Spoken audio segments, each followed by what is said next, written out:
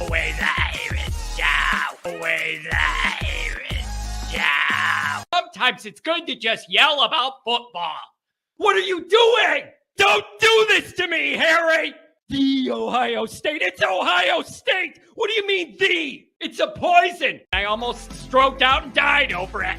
I'm glad to be at the party. I'm mad we're this late. You ain't a captain of nothing but a sinking ship. That helps the defense without them even doing a damn thing. Doing a damn thing. The call-in line. 312-988-15. You tell Johnny all you've heard and seen. Oh, Irish. Oh, Irish. Oh, Irish. Oh, Irish. Irish. Yeah, that's right. Oh, Irish. Oh, Irish. Oh, Irish. Oh, Irish. Irish. Yeah, that's right. That's right. Good morning. Welcome into a Work It Out Wednesday on the Always Irish Morning Show. Thanks for being here. I'm happy to be here.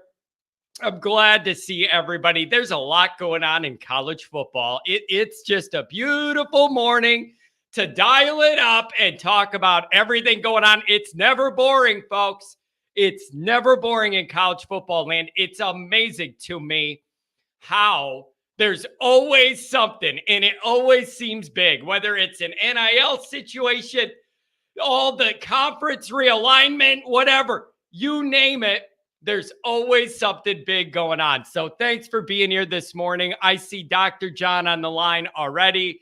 We're going to go to him in a minute. Thanks, everybody, for being here. Obviously, you can find the program on YouTube. Do it. Subscribe if you haven't yet. Appreciate it very much. Give the video a thumbs up. That helps me as well. Notifications on. That way you're alerted every time a new episode drops. You don't want to miss it. Twitter, search bar, Always Irish, rat. Always Irish Inc. Emails, alwaysirishnd@gmail.com. Audio only anywhere you want me. You can get me to call-in lines. 312-988-15. You tell Johnny all you've heard and seen. Fighting Irish Wire. Do. You type those words in. Notre Dame information comes out. You read all about it. Just like the old newspaper days. Read all about it, folks. Oh, boy. Okay, so here's a couple things I'm going to throw out in the ether, okay? As usual, 312-988-15. It's summer. It's the off season. Whatever's on your mind, I want you to call in with. That's what the phone lines are for. I say it every day. I'm going to say it again. Even when I have like a couple topics or whatever, that's what summer's for. Open forum. Call me with your thoughts. Love it. Want it. Need it. Okay. A couple things are going on. One is, what do you think of this ACC TV deal situation? Seems like it might not be that bad of an idea to be an independent right now, given what's going on here. I want to know what you think about that. We're going to get into that. I have something else that's really disturbing. I'm probably going to yell at, not quite yell about, not quite ready to get there yet. But we're going to get into that regarding Notre Dame and top-end draft picks. I came across a list that's just astounding that we're going to have to go over.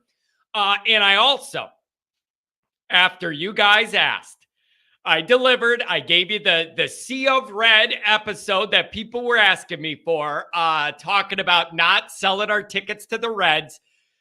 Whatever the red of the year is, I don't know why it's always red, but I put that out yesterday. I want to know what you guys think of that. How do you slow that down?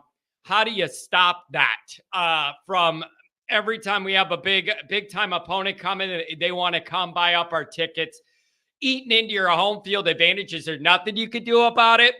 It's just the way it's going to be because everybody wants to come to Notre Dame. Or do you put more responsibility on Notre Dame people to keep those tickets in-house, in family at least? I don't know. Let me know what you guys think, okay? So those are some of the things I want to go over. Let's go into the roll call. I'm going to pop Dr. John on, and then we'll go from there. T-Rex, good morning. Good to see you. Patrick, last show till Monday. Make it a good one. He's going on a golf trip. Good for him. Good for you, Patrick. Bob Kelly, Good morning, John. I haven't missed an episode yet. Wow. Just can't always write because of work. I'm going to tell you what, Bob Kelly.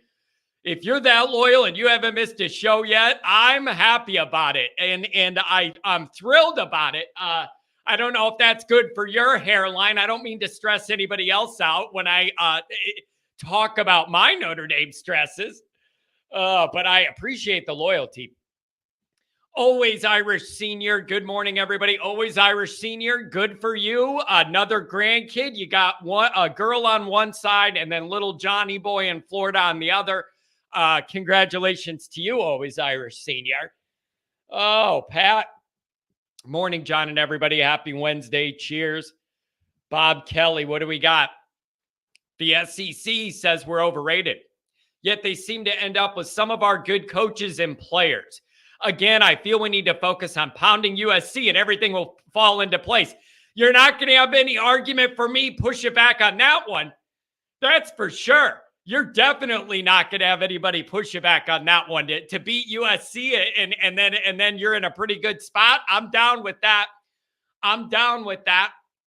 It is a very good point, though. I saw a tweet yesterday about this, and it said, look at Notre Dame and the SEC lately with the coaches and then all of our players that eventually ended up matriculating into Notre Dame, out of Notre Dame, and then into the SEC. And I think that is telling somewhat that they're ending up there where everybody says it's the best conference and the most competitive and all that. So I guess you got to look at that of our guys that are leaving, where are they ending up? They're not downgrading to like a lower level Power 5 or whatever. They're going where the big boys play, I'm told, every week. So I guess that's good in a way, right? Matt Miller, good to see you. Is it football season yet? I had this conversation yesterday on the phone with somebody. This is going to be a long summer. There are just so many questions in college football, and it's not like just Notre Dame. There are some big, huge picture questions and things I'm interested in seeing, like Notre Dame and outside of it. I'll give you an example. I've never had this much of a keen interest on everything going on in the SEC than I do this year. There's all these Notre Dame connections. I just want to see how it's going to go. I want to see how year 2 Kelly goes with that quarterback who's too experienced for even him to mess up. I'm interested in seeing how that goes. I obviously want to see what happens with Tyler Buchner and Tommy Rees at Alabama. And then you got Notre Dame coaches that are doing things at Duke, doing things at Vandy. I want to see what all that looks like. It's going to be a long summer. I have so many questions I want answers to. Newt Rockney, the shows will always be better with just John. Well, there you go, Pat. You got another one on your side there. Oh, man. That's great. ND will lose all the big 3 games along with some whoopers like Tennessee State. We're currently functioning as a Clay Helton team. That would be Helton would be helter skelter. I'm not interested in that. If you lose all the big 3 and a couple more, it's time. I went over the percentage likelihoods of all these outcomes and scenarios. 6-6 and below, the percentage for Notre Dame to be there is under 2%. It's like 1 point something. It's under 2%. And listen, anything 9-3, 10-2, anything lower than that is devastating injuries. It's got to be devastating injuries. That's the only way I see that happening. I'm not saying, Notre Dame on the high end, I got them going 12-0, winning the championship. I'm not saying that this year. There's a big jump from that to a handful of losses. I don't see it unless the injury bug hits Notre Dame huge. Sam Hartman right away, first and foremost. That's the only way that happens. This team has too much raw talent, even with the challenging schedule, for that to be it. Under 2%. The bulk of those percentages come at 9-3, 10-2, 11-1. And that's where you're looking at like a 9.5, 10 win total, give or take a game on the high end or low end. I keep coming back to that as just my centering point of where I honestly think this is at, taking in our talent level and the schedule. That's where I see it. 9.5 or 10 is where I'd set that win bar, and then up one, down one, depending on circumstances. A couple good breaks, good health. You play your best game when you need it the most, or don't, like whatever. All those little things.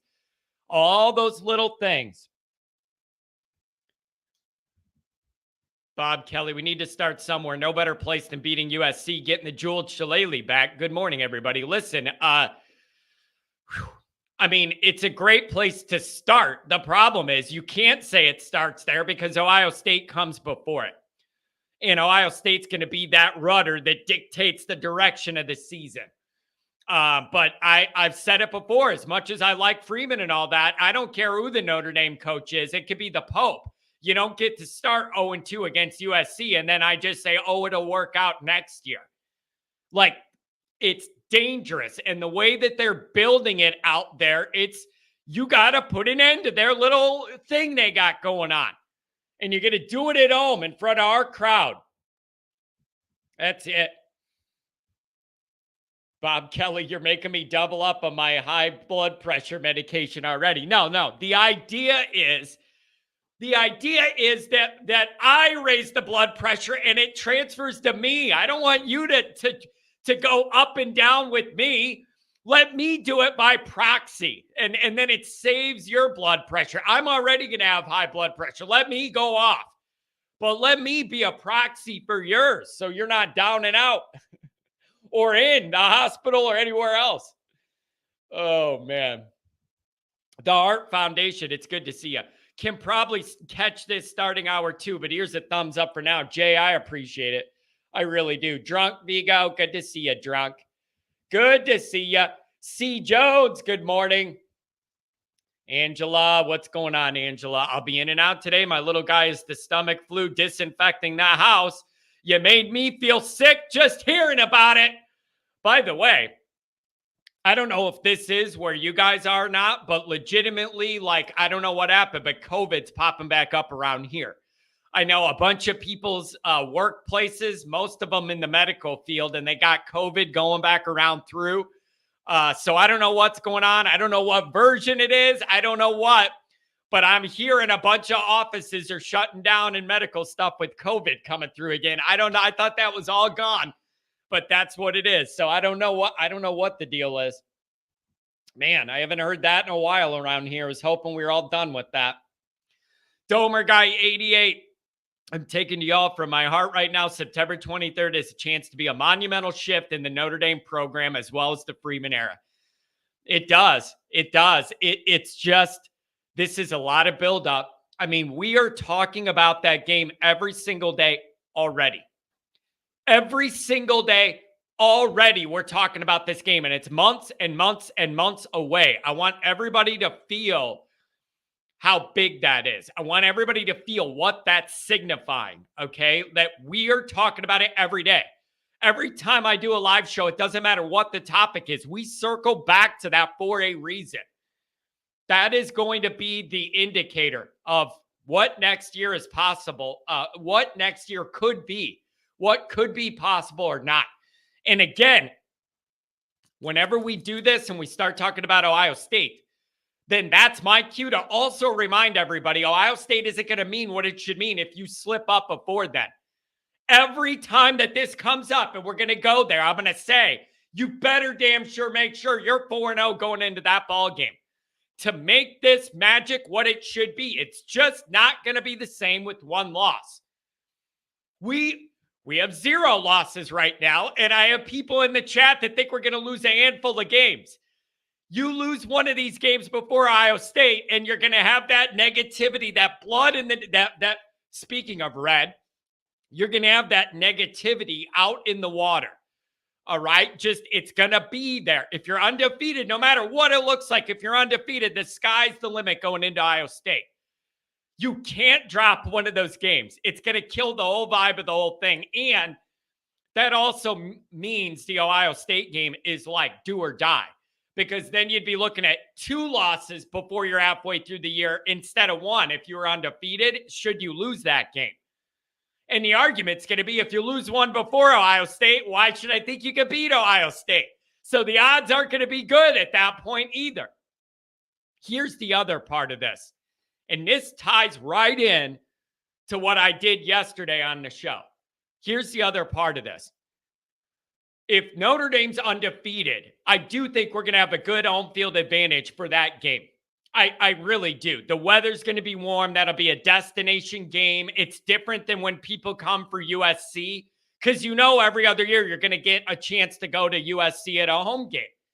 Ohio State doesn't offer that, okay?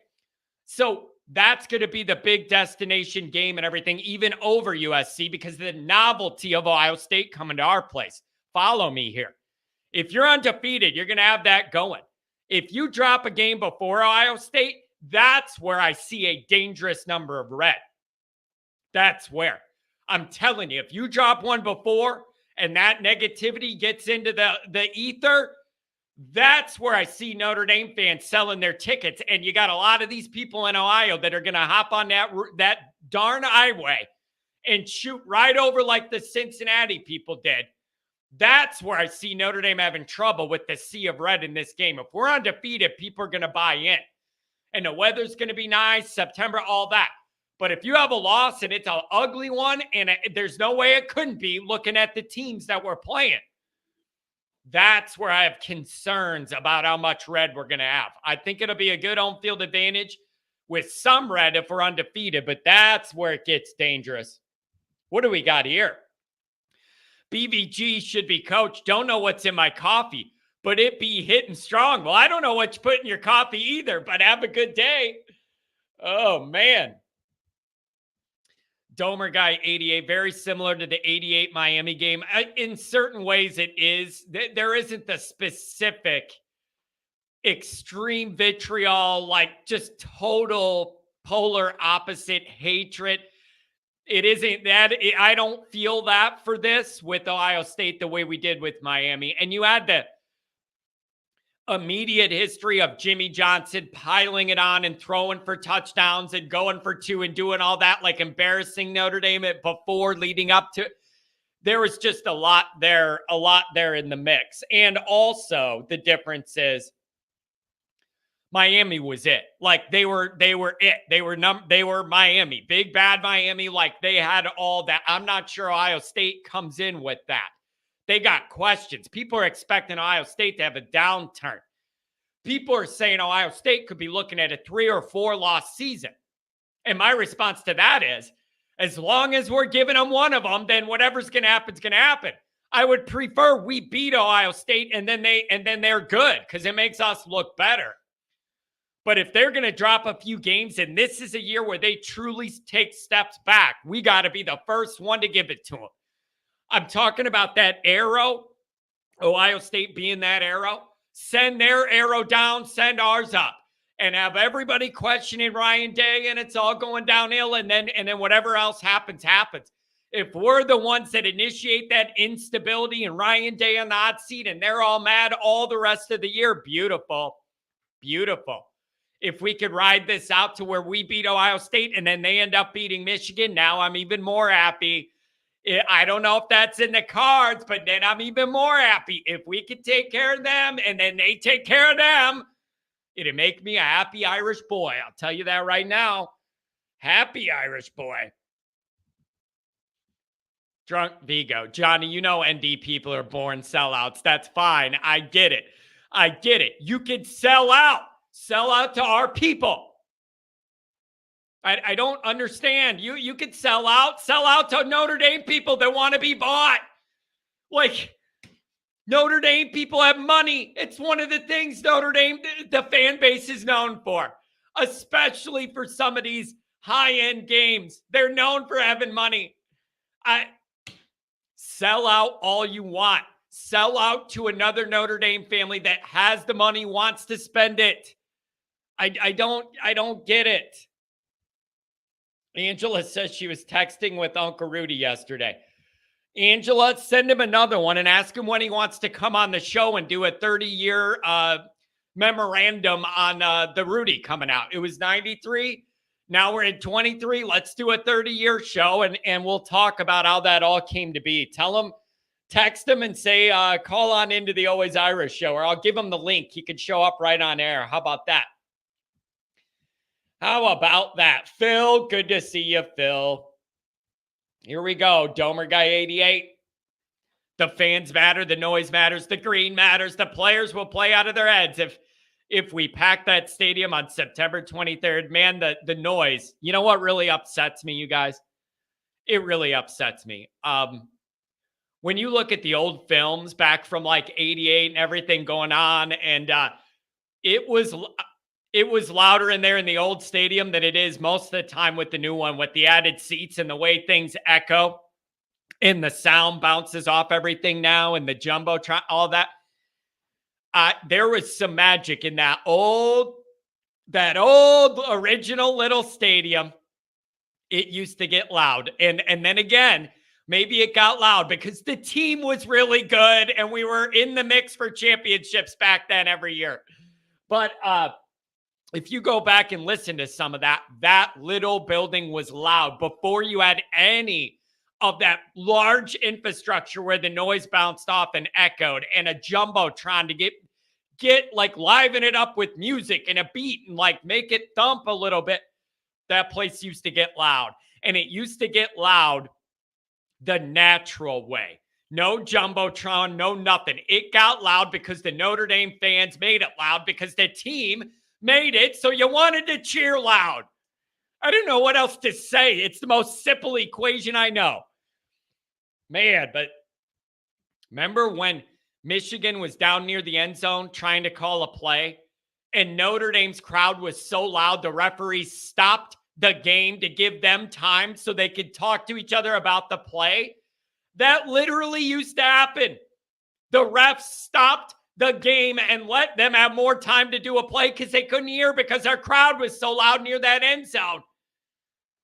Oh, it's beautiful. That is beautiful. This is going to be tough, Domer Guy. I need OSUND ticks. It's going to be tough. You could probably get them, but you're going to have to pay. You're going to have to pay. Yep. C. Jones, September 23rd will make everything so much clearer, good or bad. That's how I see it too. You got to win the first four, but I'm not taking anything big picture out of them other than you're doing what you need to do, get incrementally better each week, leading into Ohio State. Same thing I've been saying about the defense. Everybody knows I have some anxiety about the defense. I'm not saying they can't be good. I'm not saying I'm expecting them to be bad. I am saying there's just a lot of things that I haven't seen enough to be able to rely on blindly in the offseason. And I'm not going to get the answers to a lot of it till Ohio State. You're going to be able to get after the quarterback on a team with real offensive talent and offensive line? I'll know against Ohio State. You're going to be able to stop the run? I'm going to know against Ohio State. Are we going to be able to move the ball against a team that has a athletic defense? We're going to find out against Ohio State. So I'm not making any big picture conclusions after the first four games. Let me see OSU. Let me see it. And it better be good. It better be good. Drunk, Matt Miller, Doctor, give me the news. He's about to. He is about to. All right, we're getting down here. A couple super chats, and then we're going to go to the calls. V1 rotate, V2, $5 holler. Unpopular opinion. Freeman threw some games last year to prove to ND we need to utilize the transfer portal and take advantage of NIL. I wish it was that simple, and it shouldn't take that for Notre Dame to realize that we need to utilize the transfer portal and NIL.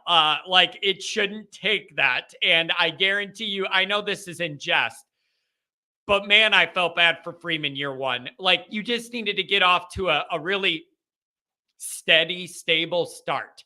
And the other reason I say that, it isn't just wins and losses last year. It's that with a really stable start last year, you could really start to gauge where you are, big picture with that roster, more clear-headed than you could when you're on your backup after week 2, and then the original plan totally has to go out the window. And you're at the mercy of what that limited backup could do. Like, that's an issue. And so that was the problem is I at least wanted Freeman to have a real start of this from a stable place. That literally was not possible last year. And to me, that threw all of this behind schedule. Being able to actually know where your roster's at, what you could do and not do, like all of that got put behind because you're scrambling to survive every day the way we had to live last year. And that's just, you can't work on the bigger picture stuff when you're worried about keeping your head above water minute to minute. Like, that's how I look at last year. It's really hard to take a big picture look at all where you're at when we were just trying not to drown every week and find a way to grind out wins with an unfortunate quarterback dynamic. Really rough spot. Rough spot to be in. Tex ND. Your draft picks line you showed is the reason we don't get 5-star talent. Definitely needs to change. Yeah, and it's on my list of things to get to. We'll see if it happens today or if it's going to be Friday. We'll see. We'll see. Bobby St. Thomas says, good morning, John. Preseason ratings helpful or not? All right. That's a good question. Notre Dame 2164. What's going on? I'm at work, but always in the mood for a Little John. Yeah. Okay. That's Little John. You got the wrong show. Yeah. What? Okay. Man, I grew up, I was in college when that Little John thing was just kind of getting going. Like, I think Get Low was like my freshman year, and every single party or bar you went to, it was Get Low. I love myself some Little John. Yeah. Okay. Oh, man. That brings back some memories. Preseason ratings, helpful or not? They are helpful in the following way. They are helpful to sell TV commercials, sell the preseason magazines, or now, I guess, digital lists of all that. They're helpful for that. And selling matchups coming up. You know, you could put a number 3 and a number 5 to build a game up on your commercials in August leading up, whatever. It's very helpful for that. Number 1 is to sell stuff. Number 2, I do think it gives you, it isn't a perfect science, but it does give you some insight of perception. So as far as preseason rankings go, a lot of them are based off what you did last year, maybe, and what the schedule looks like this year.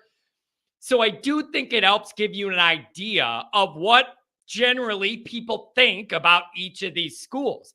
That being said, I don't really think you should probably have these rankings till week six, maybe. Get all these teams through like the Michigan early part of the schedule where you're playing high schoolers. You can't rank teams off the non-conference playing Central Michigan every week and Wofford or whatever else and the Citadel. Like, you can't do that. And so practically, you should probably wait till week 6 or 7, but that's never going to happen. You got to sell things. I mean, I get it. $10 holler. Thanks, Mike. John, the next movement that needs to happen is removal of the current NBC booth and on-field disaster with opposing former players. It's ND. Homer the hell out of the broadcast. No more enemy camos. All right, I'm with you on some of this. Thanks for the $10 holler. Here's the problem. Homer the hell out of the broadcast. Isn't that how we ended up with Collinsworth anyways? Because nobody could tell me he's ready. Nobody could tell me that guy's ready to be doing Notre Dame games. Absolutely not. So it's like a nod to his dad and how good he was. And then everybody thought this guy went to Notre Dame. All the Notre Dame people are blindly just going to say he's great.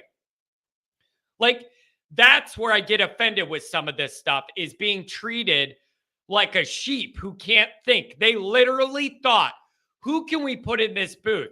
Well, everybody knows Jack Collinsworth's dad and loves and respects him.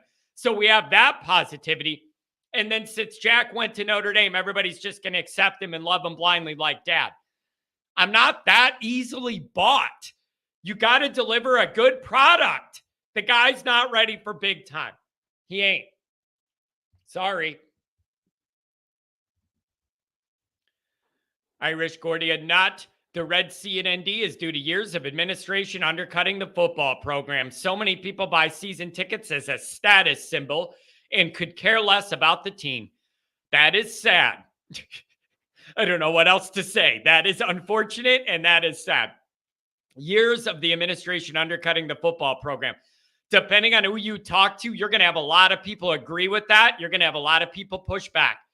That all depends on perspective, who you talk to, and what you hear of whether this is real or not and to what level it is real or not. I could have evidence going all the way back to Frank Leahy that they told him to put on the brakes. They didn't want to become a football factory. I could go all the way back to that with my lineage of this being a thing around here. But I have people that push back and say, John, that's ridiculous. They want to win. It's just they have high standards of who could get in and stay in good stand. I don't know. On the second part, so many people buy season tickets as a status symbol and could care less. 100% correct. Over, I would say, most of the people I know that I grew up around, that I know now, business associates that have the big money and the season tickets, they do not care. It is a day in the park, and it's just a time to go hang out at Notre Dame. There's no like anxiety, excitement. It's like something to do. Like one day we're going to go to the park or we're going to go to a restaurant and have a drink with our dinner with our old law school buddies.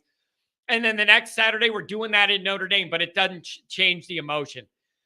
I know that's a small sample size. I'm telling you, most of the biggest money people I know that have season tickets do not care win or loss. It is something to do. It is something to bring a client to that you want to get a deal with.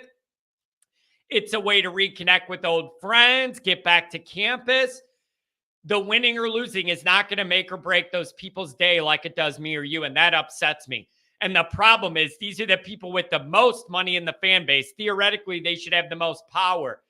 I have noticed, it just seems to me, the richer the people are that have these tickets, the less they seem to care about the outcome. You could disagree. That is just my personal experience with the people I know that are swimming in that game. Bring a client, have a cigar, walk around, strut around. I tell it all the time.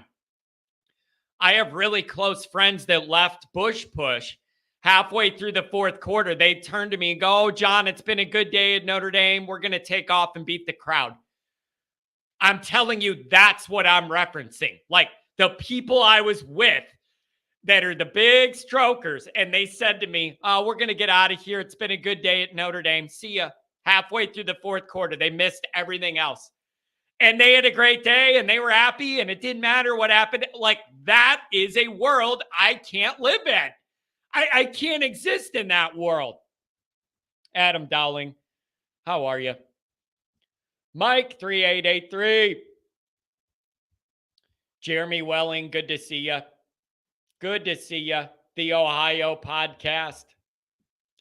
COVID, I heard that scarlet fever is heading to northern Indiana come this fall. I got to give you credit, Ohio podcast. That's pretty creative. I like it. That's pretty creative. I got to give you credit on that. The scarlet fever, I get it. I get it.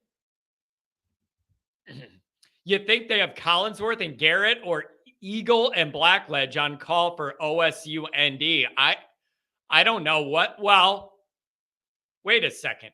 It's a home game, so it's going to be Collinsworth and Garrett. It's at Notre Dame. That's an NBC game. There's nothing to decide.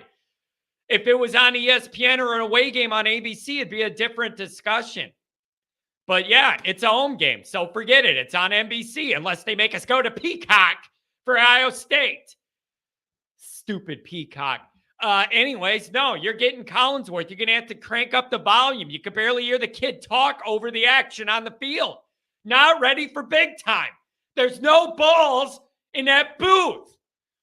Make it feel to me like something big is going on. This is your private, your private TV partner. I don't feel like anything big is going on when we're playing. It bugs me. It bugs me. ND might lose to a Marshall again. Yeah, great. Yeah, you know what I've been saying?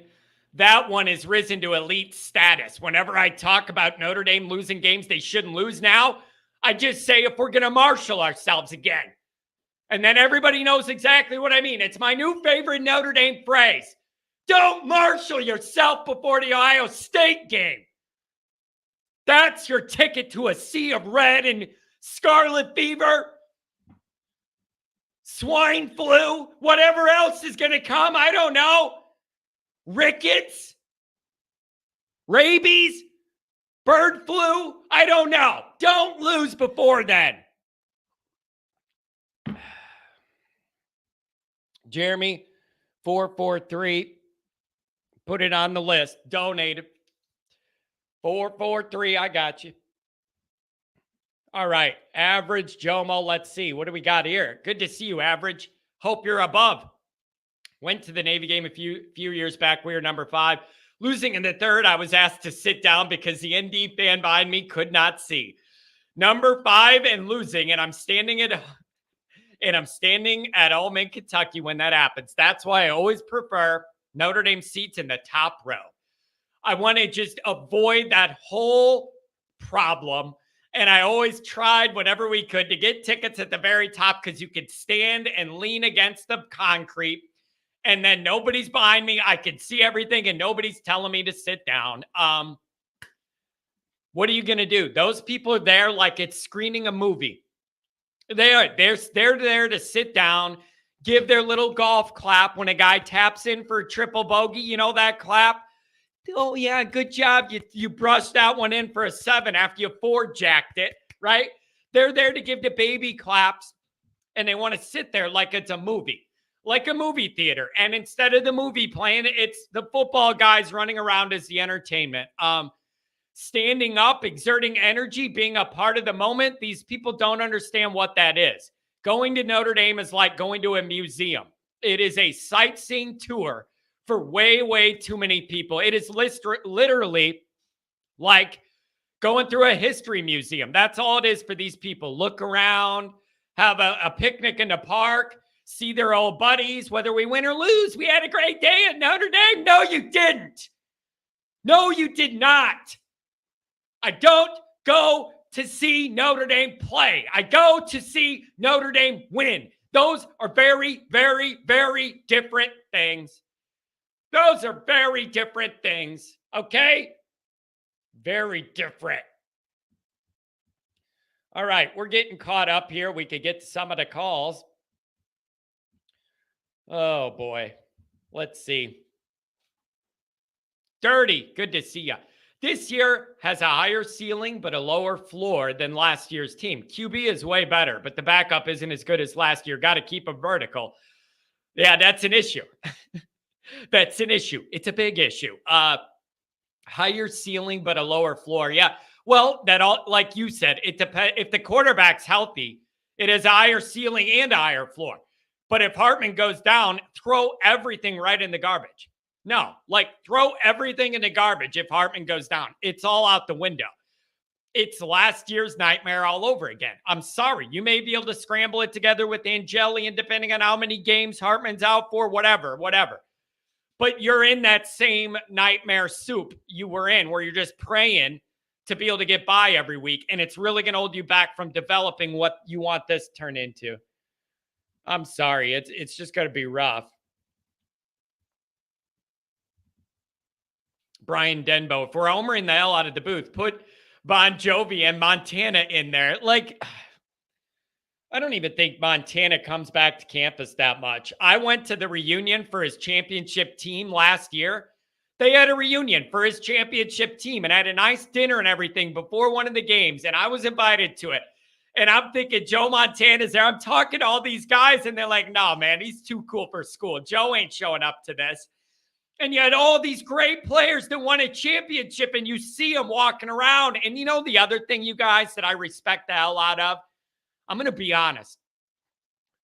A lot of these guys, when you go to one of those reunions and you see them, I mean, you know where the linemen are because they're still big guys. Like, you know, these guys are carrying around their wounds from those battles still, man. And now that they're getting older, man, there's some limps. There's some guys hunched over. There's some guys with some messed up hips and knees and everything, struggling to get around. That's called the sacrifice of being a champion in Notre Dame. That's what that's called. The sacrifices of being a champion in Notre Dame. And in your old age, you could go to that reunion and hobble in there and everybody respects the hell out of what you did. And I'm sure every one of those guys will tell you it's worth every second of that hip pain and replacement and whatever else. But yeah, he was too cool to go. I was hoping I'd see him there. Alas, I did not. I did not. Oh, man. All right, we're getting caught up here. Look at this $9 holler. Oh, look at who it is. Look at who it is. It's Mr. Caller of the Show. The caller of the show. That's an old 670 The Score bit, if anybody's old enough to remember Mike Murphy. It's the brown chicken caller of the show. It might not be funny to anybody but me, but it was my childhood. Yeah, the PBS broadcast team. What's on PBS? What is it? Thomas the Tank Engine announced it or what? $10 holler from caller of the show. I did a review of the decommits for 23. I'm underwhelmed. 7 commits, all outside the top 300 composite. Best of the bunch is a legacy. They need Scott, a top edge rusher, and a real safety to salvage. Wow. Andrew, man, I mean, come on. Where's the positivity, my friend? I don't know. Hey, I've been over it. Freeman needs to hold up his end of the deal. His end of the deal is elite recruiting. Got to hold it up. I need to see it. And then develop. Oh, boy. All right. We're going to go to the calls. We're caught up. Dr. John, and then 443 and a couple others after that. Good morning, Dr. John. It's been a little while.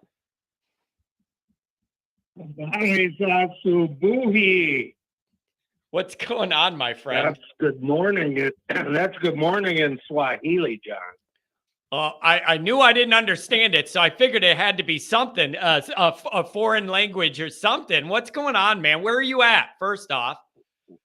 I'm sitting here in Livingston, Montana, but that's part of my educational effort for you. So, but I want to talk about Saturday night show, but before I do, are you familiar with Nathaniel Ratcliffe and the Night Sweats? I mean, I know who that is, but not exactly with the dynamic you're talking about. You know their signature song? No.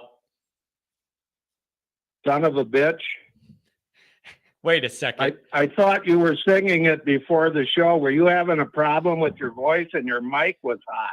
John, let me ask you this. I thought you were kidding. Could you really hear that? Could you really hear that? Yeah. Yes, I did. Even before the show, you could hear that? I took a drink of water. It went down the wrong pipe and I couldn't talk. Right when it was like, your mic was hot. All right. That's good to know, man, because it could only get worse from there. But I took a drink and right when I went live and the intro was playing, I took a drink and it went down the wrong pipe and I'm like coughing. I'm like, I can't even get it out. I'm glad to know you guys that's hot. I could say a lot worse. Thank you for bringing this to my attention. Yikes. Well, yeah, and I actually put it in the chat too. So I saw that and I just thought, but anyway, okay. Well, man. you did. Gotcha. All right. Yeah. Oh, okay. Now I got it. Pat's saying, if the phone lines are open and you're waiting on that, you can hear what I say before, but maybe the people live can't. So that makes sense because you're already connected. Yeah, that makes sense then. All right. Yeah, okay. But that's good to know. But I did have an issue. I kind of blew your cover. No, that's okay. But I did have an issue. You're not kidding. Right when I went live, I started choking. That's the worst time to not be able to talk. Anyways, Okay. what did you want to say about Saturday night? We went 3 hours and 45 minutes. Wow. You kind of got harsh with me, and I had nothing to do with the fact that you probably needed to relieve yourself. What I was thinking of was, you've got a couple of ladies in your house, and that little one's going to grow up, and you've got to learn to put that seat down. I'm telling you, no, John, admit you were messing with Pat and I intentionally on that show. Admit it. You were baiting us. You were dropping things in. Admit it. You were messing with us. Tell the truth. Well, yeah, a little earlier I was, but that was a serious thing, John. Yeah, well, I appreciate that. I have 3 daughters. I know. Yeah, but you know what you did, John? You would write in the chat, John, Pat's your guest. Don't overtalk him. Let him talk. And then the very next sentence would be, Pat, it's John's show. Quit interrupting. Let him talk. Like, I know you were messing with us. Oh, man. Maybe a tad. Yeah. Okay. Yeah. Oh, but the big thing is you went 3.5 hours and I never fell asleep once. So. Well, I appreciate that. Listen, man, what the best part about the Saturday night energy is it has its own vibe, and we're in the middle of May. Like, if we have this kind of energy in May for a show like that, what could it be like the night before Ohio State, or God forbid, the night after Ohio State? Like, it's going to be exciting. So it has a whole different energy and vibe at night. It's just a new feel. Well, I'm getting a little upset by everybody talking about Ohio State. That's not the game I'm concerned about. Okay. I'm concerned about Navy. You know why? Because Ken's gone and they have a new coach and you're not quite sure what to expect, and they're going to sneak up in Notre Dame in Dublin at 9 a.m. my time. Is that why? Just taking a guess. I don't know. No. What? No, because it's the next game. Yeah, that's a good point. But you got to understand, it's John. Wait, you got to understand, though. Wait, come on, man. You know how this goes. If we get into the week before the Navy game, all we're going to talk about is Navy. But now we have to look at the macro from 10,000 miles above. And it's like it's summer. You're looking at the whole schedule. I don't think when we get into Navy week that it's going to be all Ohio State. Like, I kind of get why it is the way it is. Okay, yeah. Well, I understand too, but it just bothers me. I hope the coaches and teams aren't looking at it that way. So. No. Do you still? Anyway, you want to talk apparel? Yeah. What do you got? Well, the best deal and the most creative company is the way it should go. And what's upsetting me is somebody said, well, I don't know, who does Michigan have? Nike? They got Jumpman. So the Nike, the brand through Nike, that's okay. Jordan's, and that's how you get the little Jumpman logo. Okay. And I say, so what? If it's the best deal, you do it. The situation with some Notre Dame fans reminds me of when they were going to expand the stadium. I was a member of the Minnesota club, and we had a guy there who was all upset about expanding the stadium. And I thought, my God, you're going to have like almost 30,000 more tickets, a chance to get to see the game, Yeah. So I think sometimes we just think stupidly. Hey, can I give you one? If it's the best deal, I don't care who has it. Can I give? I agree with that. Yeah. Actually, I don't love that if we end up being with Jumpman, I'm going to hear from all the Michigan people, oh, just like you built your stadium off our model, now you're doing this after our model. I'm with you. You got to go with the best deal. So whatever gives Notre Dame the right resources they're looking for, creativity with what they want to do. I am a big proponent that NIL come from whatever this deal, find an angle somehow, some way with whoever it's going to be to maximize that for our players. whatever's going to provide that, and obviously safety, make sure those cleats are, the best that could be for our guys.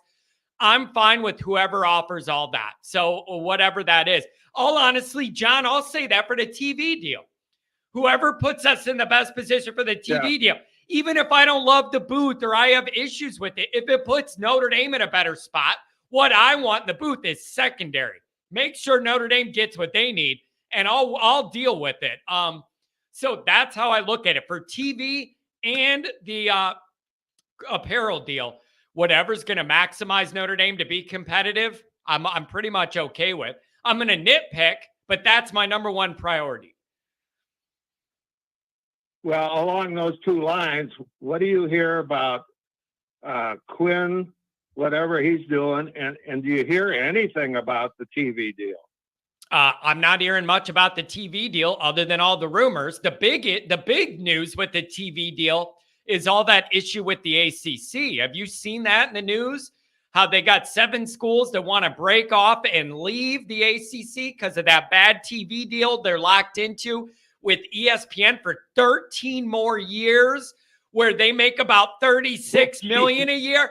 $36 million a year, and you're looking at the Big Ten going to be looking at $90 million a year. That's a big problem. And they're locked in that deal with ESPN. They're all mad about it, miserable about it. Now they're debating on what to do, John. Do we succeed and break out, pay $120 million to leave? Or do they redistribute the revenue, John, where not everybody gets the same amount, but the teams that produce and get ratings that are good get more? They're in a mess. They're in a mess. Is the Big Ten split evenly? I believe it is. The money, I mean? I believe it is. You're looking at a scenario where Rutgers may be getting about $90 million a year just to be Rutgers. Like, that's what you're up against.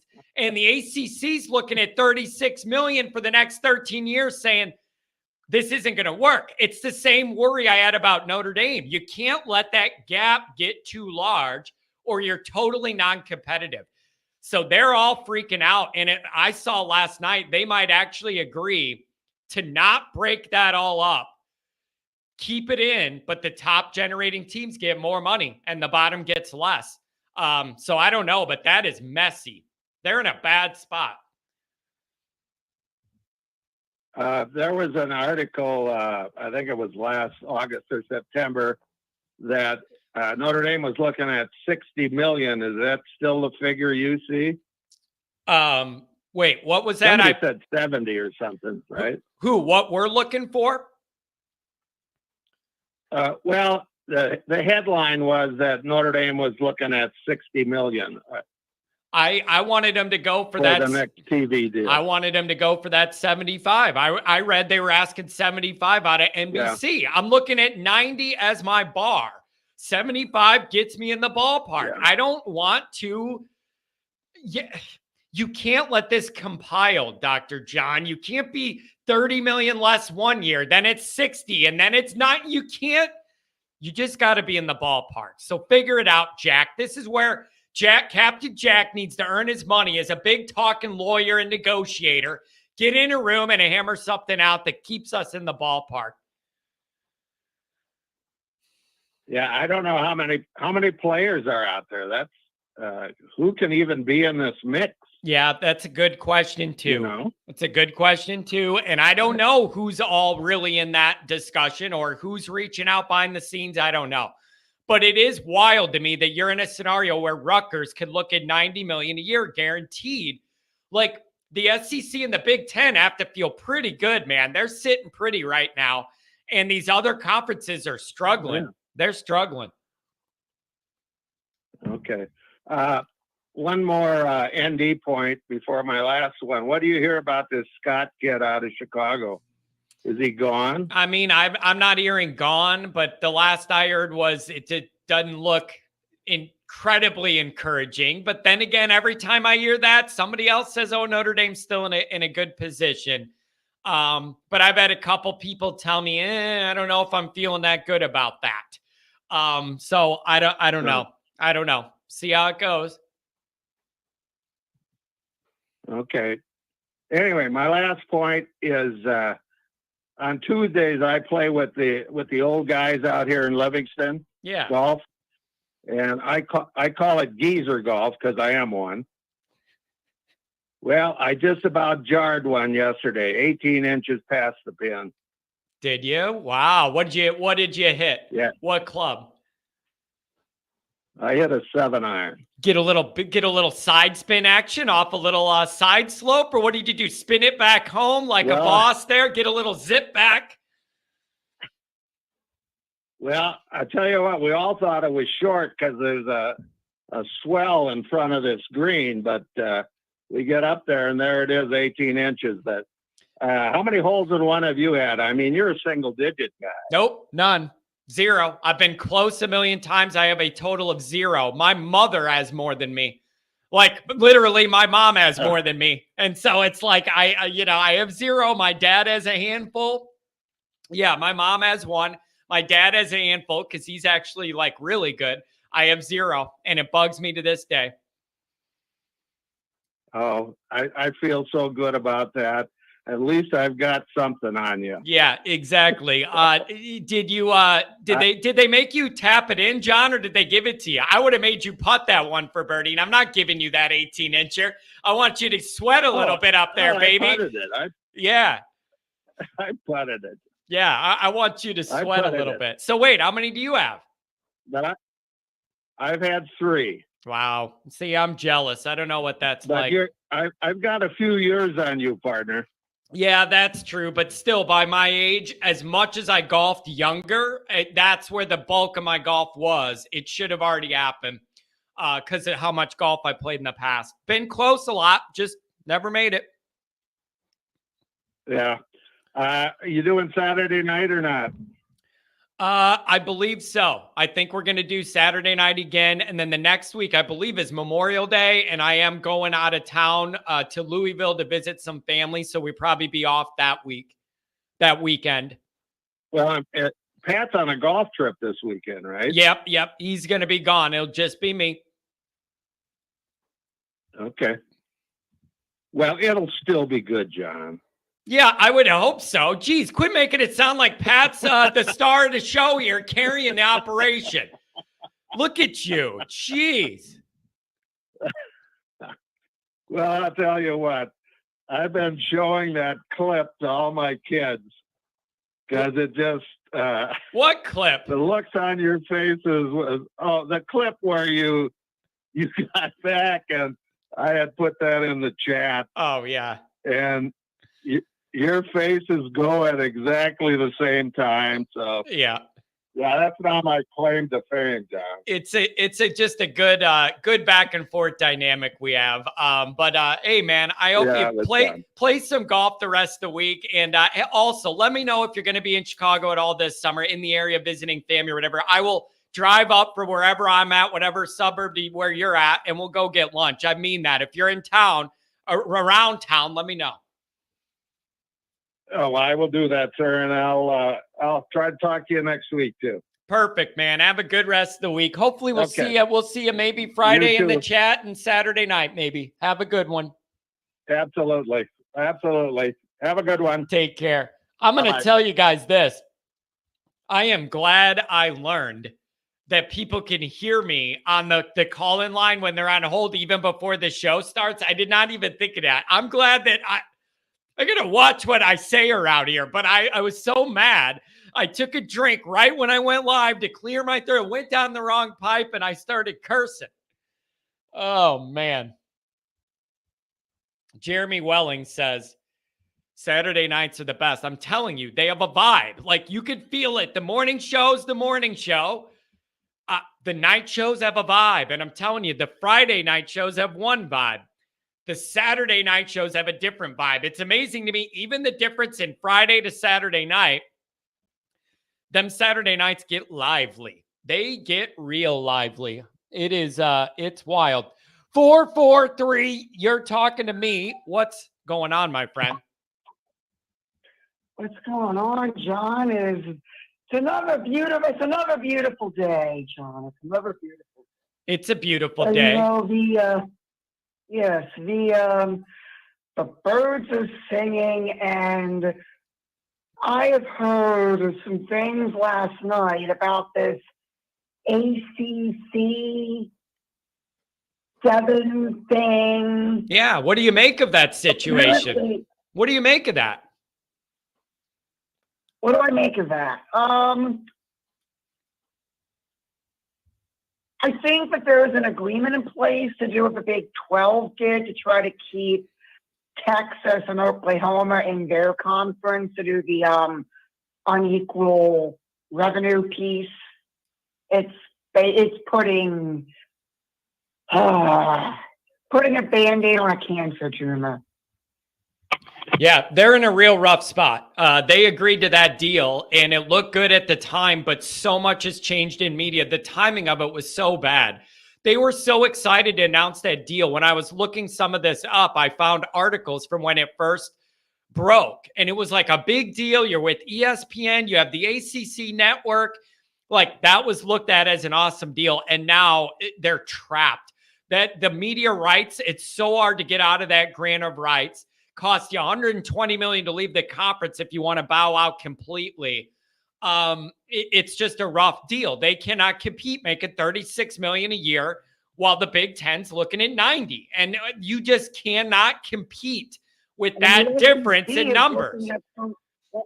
And the SEC is looking at something comparable with their ABC deal. Yeah. Anyway, yeah. I'm not worried from the Notre Dame perspective. I know that either of the big two are going to pay our portion of the ACC get-out agreement because we're probably the only school that's even tangentially tied to the agreement that they would actually pay for. Yeah, it's I don't know. It's going to be interesting. Do you have a preference of where Notre Dame lands in the next TV deal? Do you want them to stay with NBC but get a better deal? Do you want to see them expand out and try something new with the new network? What do you want to see them do with that deal? New television deal. I want a lot of things. Let's see.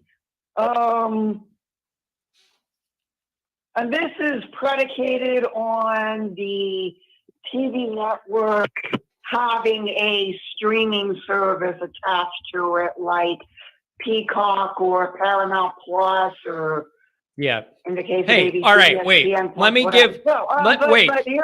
Here's my thing. Here's my thing. I am completely on board, encourage, and support whatever TV deal we have having a streaming option. But Option, not mandatory. Offer a streaming option. And I love it because you're broadening the ways people can consume your product, not limiting them. I am open to that, but not as a requirement, as an extra. That's a big difference philosophically and practically. Of course. So, but here is the thing that I would want. And this is dependent upon where we might land or whatever in a conference, but whatever. All home football games on the over-the-air network, ABC, NBC, CBS, Fox, whatever. All away games.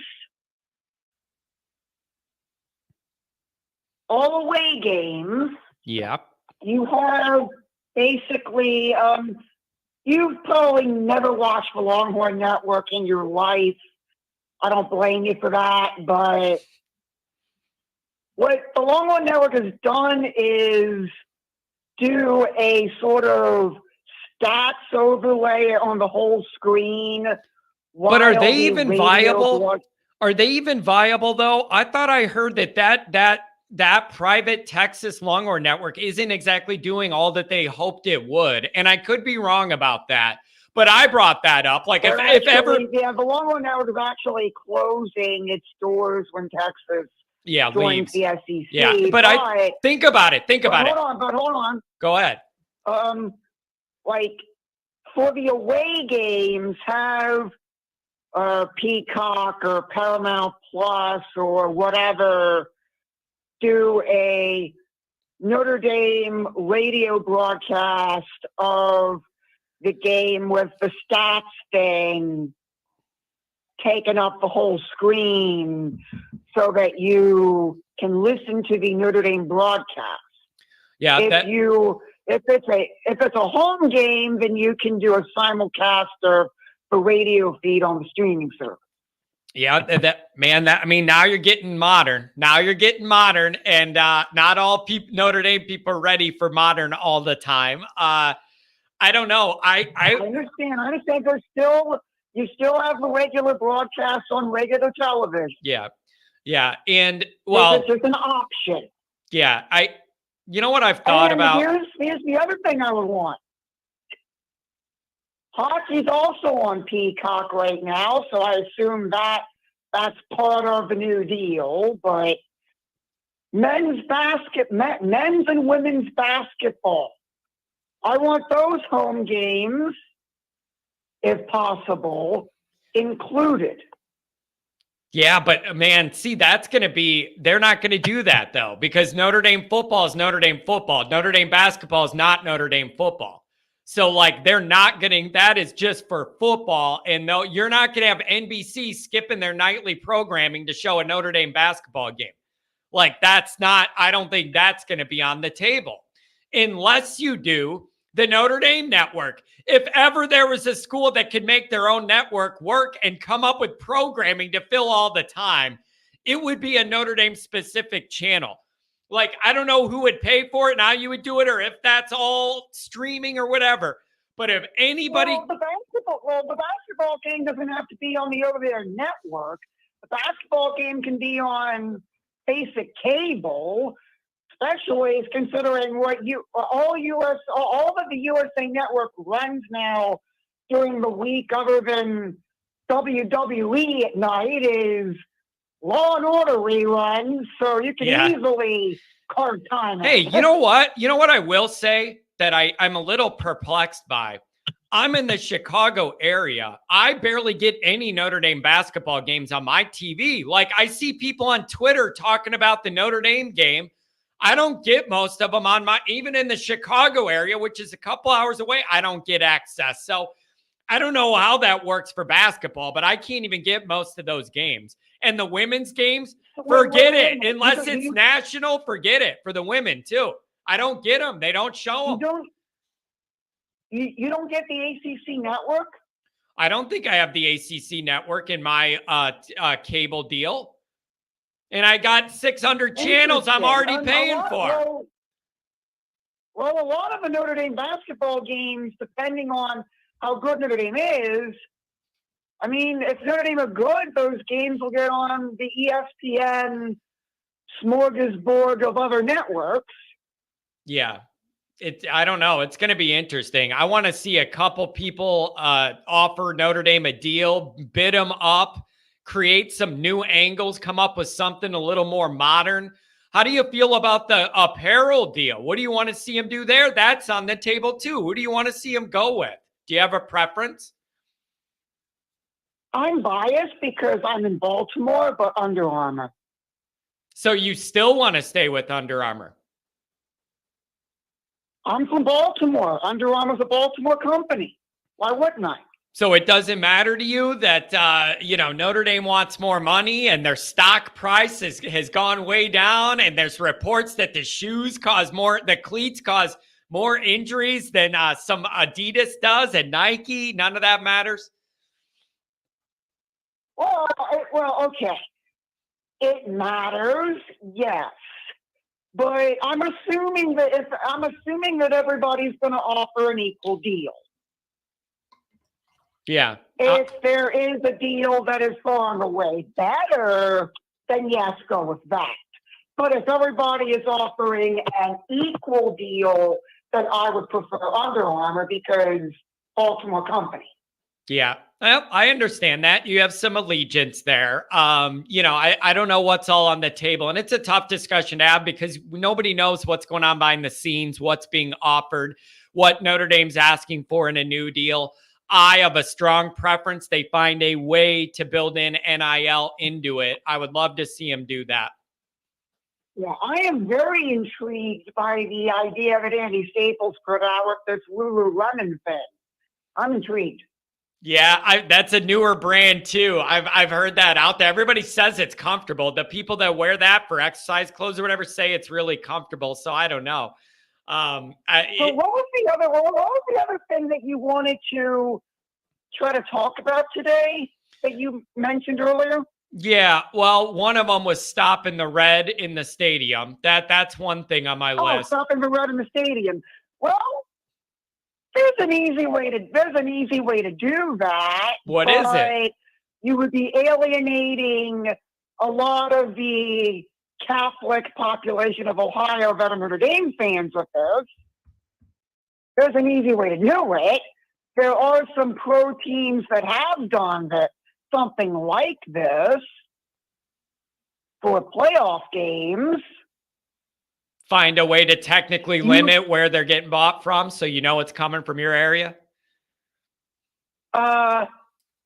Yeah, like you could, there's some teams have tried to say you have to have a certain state's license plate to buy tickets or whatever. It wouldn't work for Notre Dame specifically, but like just try something. Yeah. Nope. There's angles there for Notre Dame to be able to clamp this down. There's angles there, and I've thought of some, but I'm not going to put them on the air. Not just me alone, but there are ideas you could do to limit some of this. So we're going to see if we could work those up. No, but I think the only surefire way we can get rid of all that red in the stadium is if Ohio State decides to, like, do they have as much of a JV schedule as Michigan does this year? Or I don't think it's quite as insulting, but I'm not going to act like I know theirs the way I do Michigan. But I believe they should be undefeated just off their talent. Well, the only way we're going to be able to eliminate all of the red in that stadium is if Ohio State somehow lays a few eggs before coming to South Bend. Yeah, I would just be surprised just because of the overall talent level. But I definitely get what you're saying. But in a way, think about it this way. Should Ohio State lose a game before Notre Dame and Notre Dame enters undefeated, that's a lot of pressure on Notre Dame because the narrative's going to be Ohio State is down and Notre Dame can put them out of their misery. And if they're good at all, they need to do that. There would be pressure there if Ohio State drops a game and Notre Dame doesn't. There's a lot of pressure on Notre Dame in that moment to go ahead and put the dog down out back. That's a pressure shift. And sometimes, John, pressure makes diamonds. And Sam Hartman's been under a lot of pressure before at Wake Forest. And he, by and large, has risen to the occasion there. Let's see how he does playing for an actual, real, college football contender. Yeah, I don't know. It's going to be interesting. I think the best, man, it would be great if they were both undefeated with everything to play for, all the attention, all the media, perfect night in South Bend. I just think that would be beautiful. Anything else, my friend? Thanks for calling today. Of course, John. Actually, there is something else.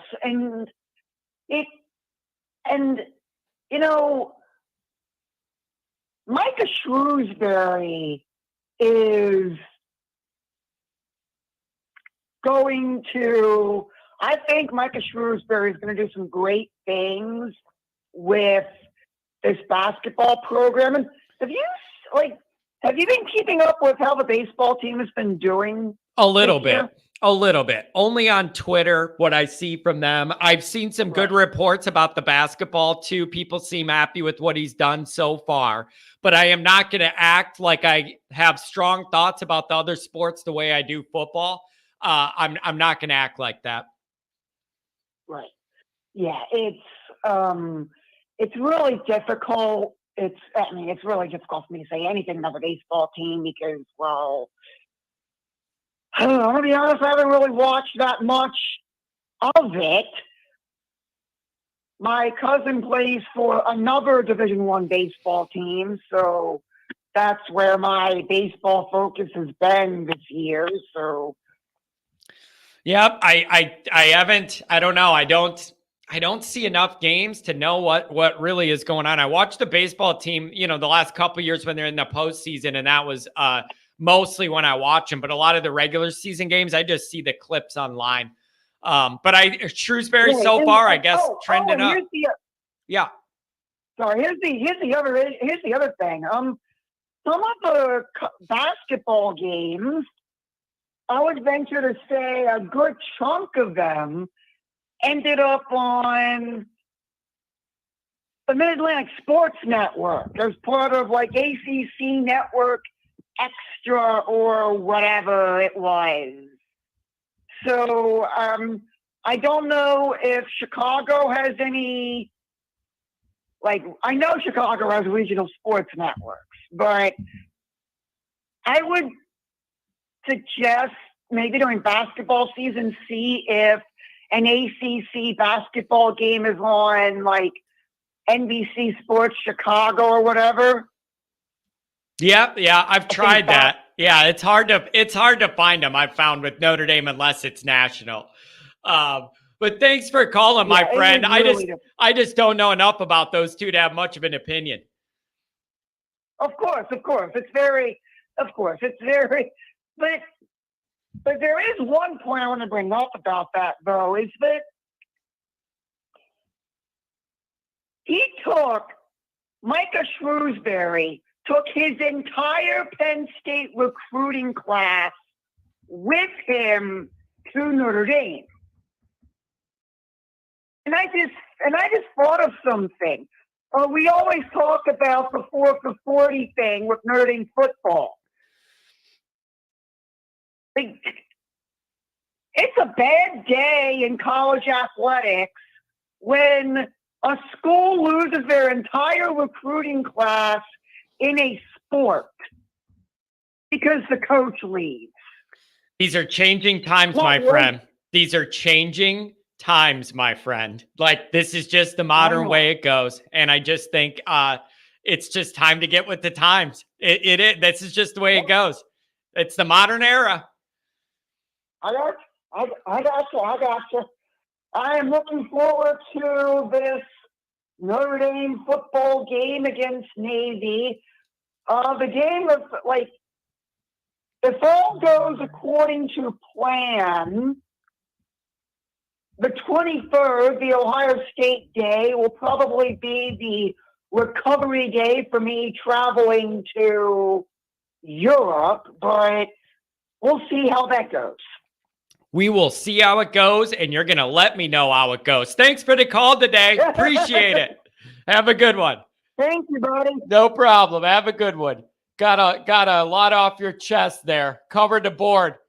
618. Make it great. What's going on? How you doing, John? I'm doing all right, my friend. How are you doing? Yeah, I'm doing all right myself, man. I'm just that last caller. Yeah, he did cover a lot, man. But the only thing that's disturbing right now is man. Hey, are you on speaker or something? I can't hear you that clear. I don't know what's going on. Can you hear me now, John? Yeah, way better now. Okay. Yeah, the only thing that disturbs me this year is, man, them first 4 games, man, and I'm looking at them like the North Carolina State game going on the road. I don't know how good North Carolina State going to be, but it's kind of disturbing. And the Navy game is always a disturbing factor, man, because they run an offense that you don't see all the time. Yeah. Hey, do you like playing them first? If you're going to get Navy, you would rather get it out of the way, and because it's a unique lead up to it and the way that the teams prep, you want to just play them first and get them out of the way. Do you like that? Yeah. That's probably the best thing because, usually, what I'm saying, You want to beat a team like that, beat them in the beginning of the season because, man, you get later on and they get a little momentum going, you never know what's going to happen. Yeah. Yep. Do you want Ohio State to be undefeated facing Notre Dame, or do you prefer that they drop a loss and they're like wounded when they come to town? What do you think puts Notre Dame in a better position? I want them to be undefeated. Yeah. I want them to be undefeated. Yeah. I want them to be an undefeated top 3 team. Yeah, it would be, that would be the big buildup. You're going to get the full boat experience then. And everybody has all their dreams available to them. Like that would be a big one for sure.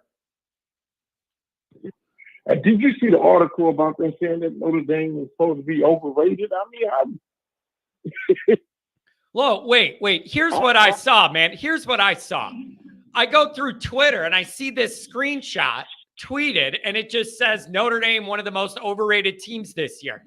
But it didn't have any other information. So how do I know who's rating them, why they're rating them, and where they're rating them? I saw the headline. Yeah, I didn't know who's rating them. Who? I haven't seen anybody rate Notre Dame. Oh, they're a top 5 team for sure.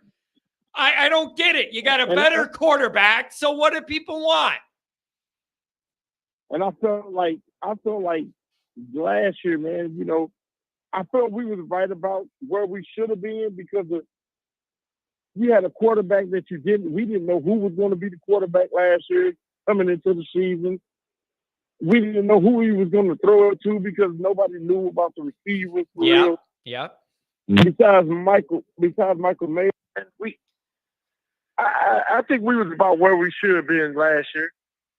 Yeah, but I just found it wild. Oh, Notre Dame's overrated. Like, it doesn't even show a rating. Like, if you're saying they're overrated, you got to tell me what the number is. I didn't even see that in that. And it's whatever, man. I'm not even going to worry about it. Just win, and everybody can shut up. If you just keep winning, nobody can do anything. Keep winning. It goes back to show, man, you know, that's the reason I love your show because you let us give, you know, you let us give our opinion, you know, compared to the other shows who just want you to listen to their opinion or whatever, or, you know, but this is the thing. It goes back to what I've been saying, the on-3 situation. That's who put out that we was overrated. And how could we be overrated? How could we be overrated when we was about where we should have been last year? I mean, Kelly just got the, you know, I hate to say it, but Kelly just got the most out of it, and then he bailed. And this is probably one of the reasons why he bailed. Because he knew that, man, it was going to be a rough season last year. Yeah, well, that's the other thing. That's the other thing, though. Kelly knew the deficiencies on the roster. He knew what he was leaving, and he was happy to get away from it because those are problems he allowed or festered himself, and then he didn't have to worry about on the back end. But where Notre Dame's ranked, I don't care. You're going to get all the answers you need, Ohio State. I don't care if Notre Dame's ranked 20th or 2nd or not ranked at all. If you do what you're supposed to do, you're going to earn respect, and nobody has to give it to you. You're going to take it. Exactly, yeah. It goes back, you know. I think that man, On3 put that out because they're one of the ones that hope that Notre Dame don't get to discourage the recruits. Like, man, I'm not going to Notre Dame. They're overrated.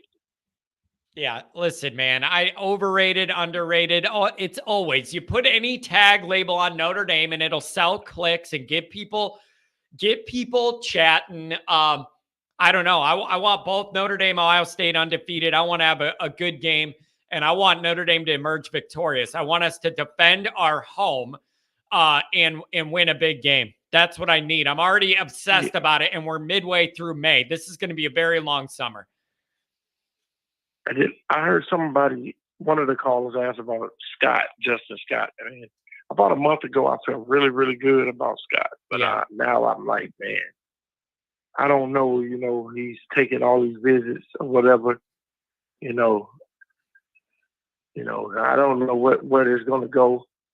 You know, I mean, I don't even know how the the staff feels about Scott right now. Yeah, I've heard mixed things the last couple weeks. Definitely not like major Notre Dame momentum, but more like lukewarm. I don't know. We might be losing a grip on this. But I don't know. Depends on who you talk to. I hear different things. Some people say Notre Dame's firmly right in the mix and there's communication. I don't know. I have no idea. Yeah. And I mean, it's kind of crazy that you can't even, the kid is like 70 miles and you can't even get an official visit. Even though you really don't need an official visit out of him because where he's from, but man, you got to get him on campus for the official visit to show him that, hey man, this is where you need to be. Yeah, and especially being right up the road, two hours away, hop on that Skyway and shoot right over, man. Like, yeah. But again, we always talk about when you have that kind of talent local, Chicago's local for Notre Dame. I count that. You got to try and get more of them guys. You can't let them leave this area. When you get a high-end guy local like that, that needs to be you. Yeah. Yeah, man. But I still think it's going to be 11-1, man. Matter of fact, man, the more I start thinking about it, it might be more closer to 12-0 for Notre Dame. I think they. Now you realize, you realize I pulled those stats the other day, the percentages. 12-0 is under a 2% likelihood, as is going under 6-6. So they got 12-0 as a 2%er when you combine our talent and our schedule. You feel like they're in the mix for that? Yes, I mean, they acting like, man, this like a world beater, man. Ohio State lost a lot of guys too, you know. SC, they just rolling in all these different, transfers and I don't think Clemson that good, man. I think their days are behind them. Yeah, they definitely don't have the shine they had like a handful of years ago. I agree with you. They don't have the shine, and they're not, the recruiting isn't at that level they had for that golden window they had. But yeah. I expect them to still have a good defense. It's going to be at their place at Death Valley at night. And if you believe in their new offensive coordinator, that should be trending up. They will have a young quarterback, but it'll be into November. So that young quarterback will have a bunch of weeks to kind of get going. But they're not what they were, but they're still going to be formidable, and it's going to be tough at their place at night. We all know that. Yeah. But I still think Notre Dame beat them by a couple touchdowns, man. Ooh, buddy, I like your confidence, man. I want your confidence. I just don't always have it in me, man. I like our defense a lot better than I like Clemson defense. I mean, we ran a veteran up out of the South Bend last year. Now you're giving us I know he had one starter in the bowl game, and he didn't look good in the bowl game. Yeah, I like our receivers better. I like all our skill position players better than I like Clemson. Man, I'm telling you, it's going to be interesting.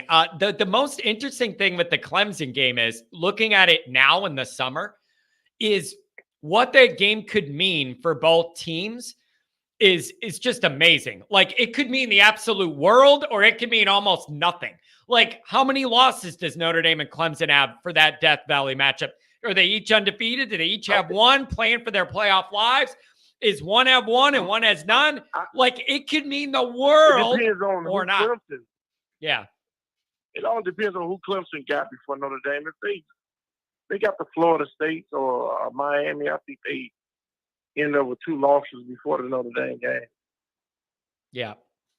Yeah, I don't know, man. It's going to be tough. But you're one of the people who's been telling me, John, that big 3 may not be as big as you're saying.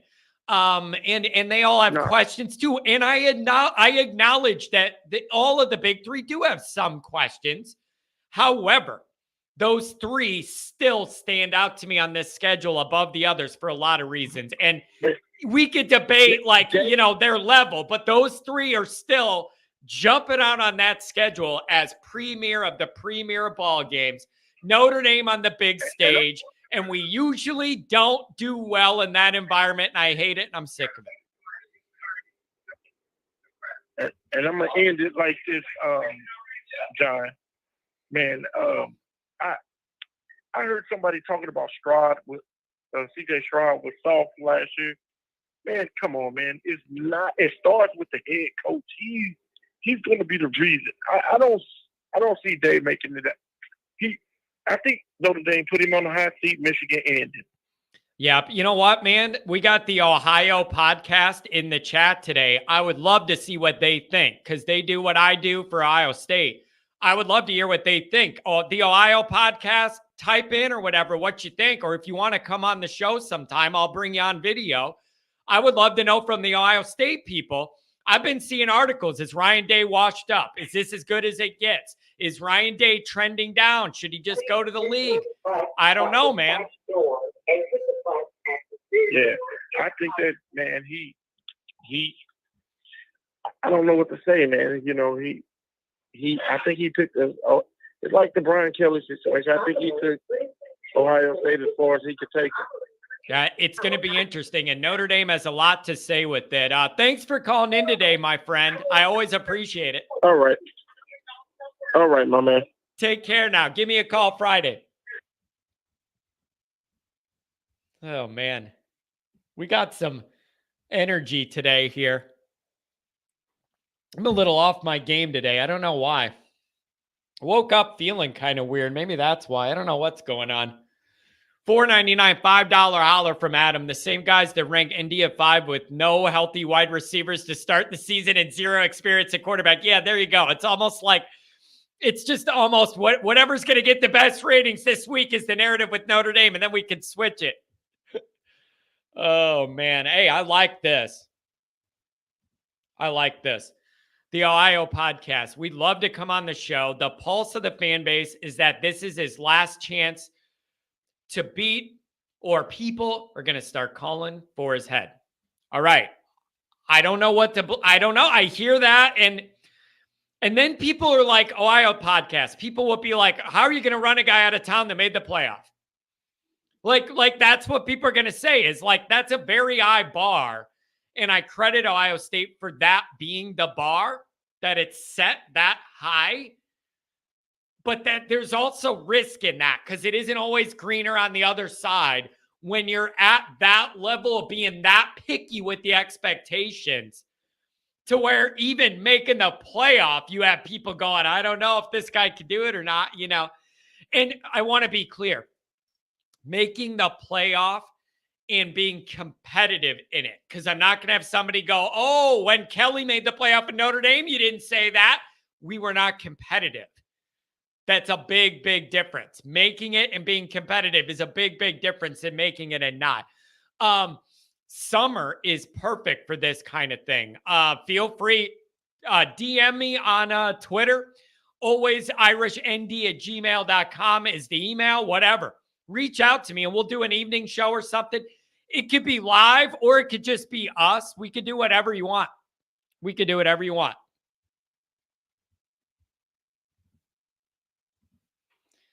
Because we just don't lose to Michigan. Look at that. No M. I respect the level of petty there. That's right up my alley. I respect that level of petty. Him not doing the M is me getting mad about the Ohio State, all right? Like these little word things that stick in your fan head. I love the hell out of it. It literally is the only game that matters against Michigan. We could go 1-11 as long as we beat them. It has been a bad look. And I have been on your side, Ohio podcast. All of the last couple years, I have been all about you guys beating them. And it's been very, very upsetting to see them get over the top. And the other thing, Ohio podcast, I'm sure you're paying attention to this. As much as I hate Michigan with every fiber of my being and all those people, even I have to admit their recruiting's gotten better this year. I don't know if it's the perceived stability that Harbaugh isn't going to run out the door anymore or what it is. But even I, as the ultimate Michigan hater, have to admit their recruiting's gotten a lot better, and I don't like seeing it. I don't like seeing it at all. One more chat. Somebody put, it was Mike, and he put, they need to do a cutout in the top of Notre Dame's newer upper bowl to allow for touchdown Jesus to be seen.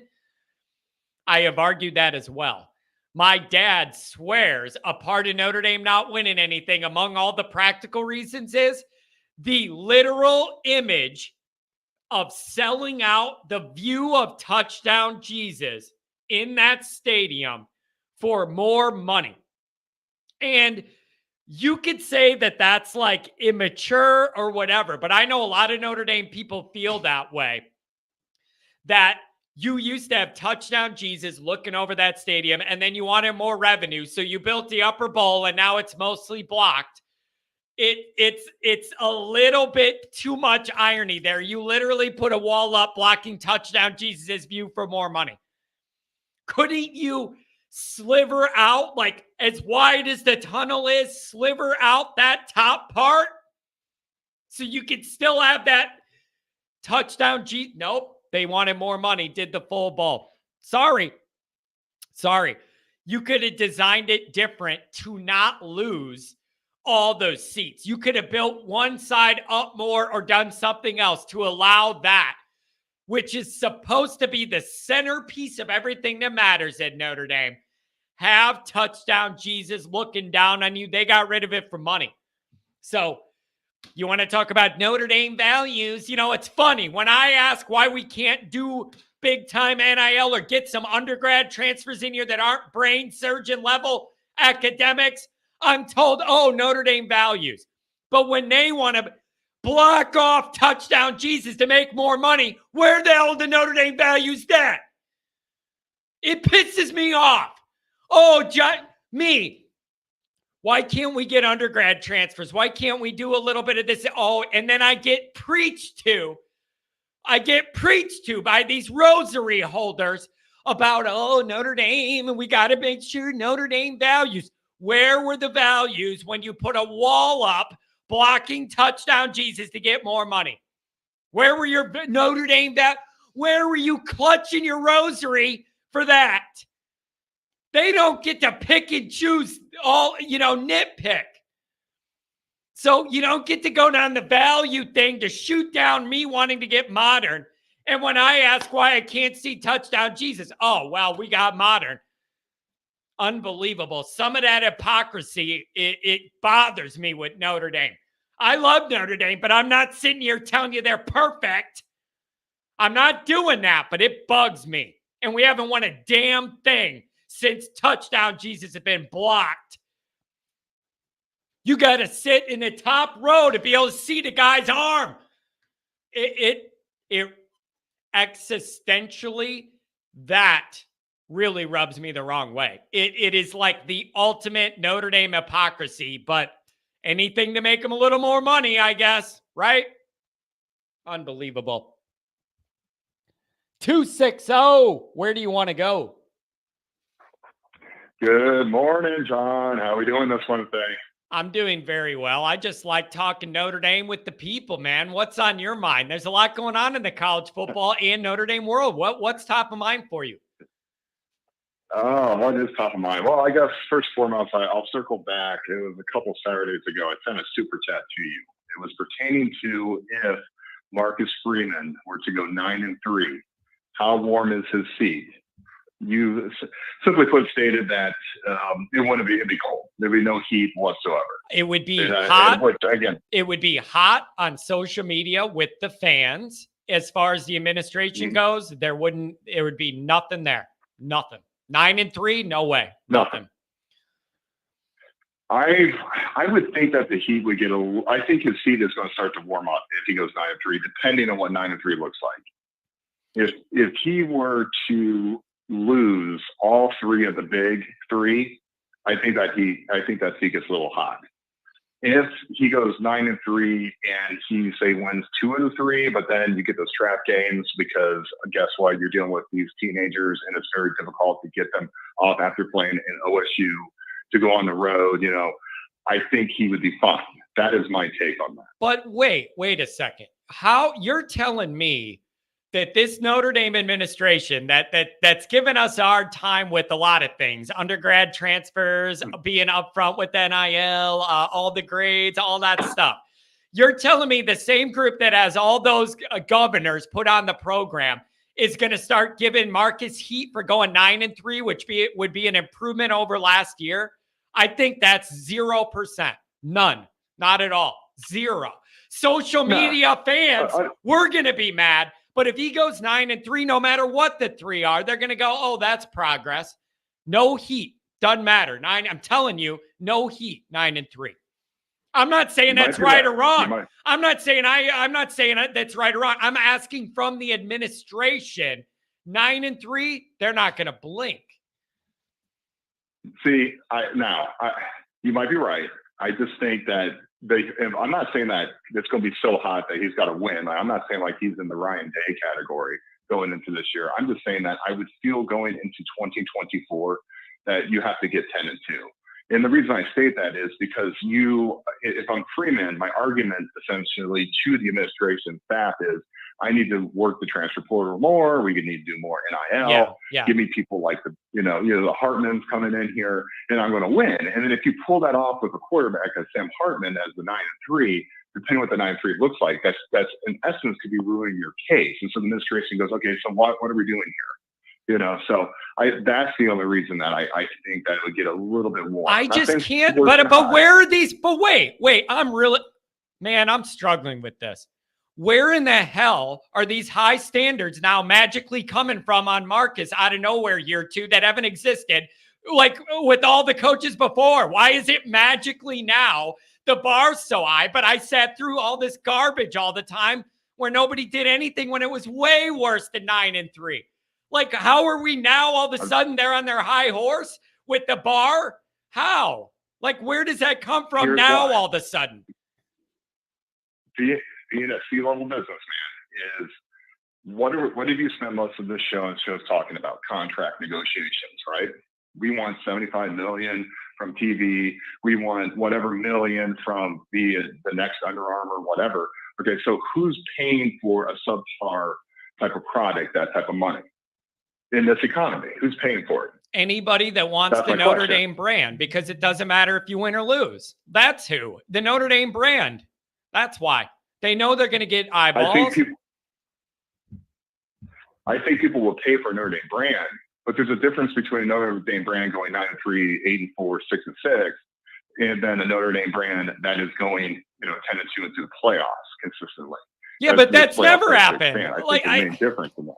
Man, listen, I would be all for the Notre Dame administration having a very, very high bar of what's acceptable, but I have not seen that forever. So I don't get why it would be or not. And also, if 9 wins, they would go, oh, that's better than last year. That's progress, trending in the right direction.